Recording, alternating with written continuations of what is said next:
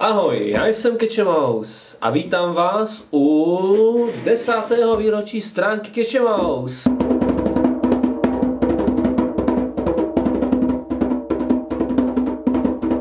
Je to tak, přátelé.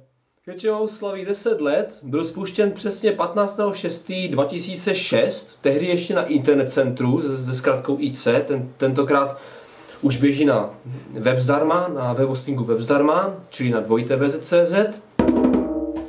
A co se za těch 10 let vlastně událo? No tak především zde přibyla spousta her. Když se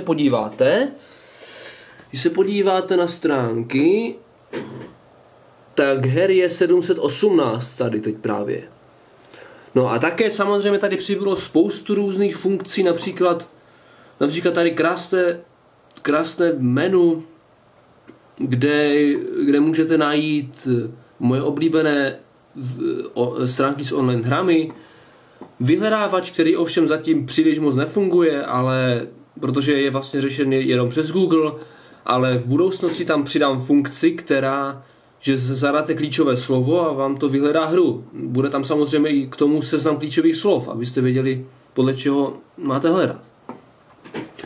No a jinak co tady máme? Máme tady spoustu kategorií, jak vidíte na levé straně.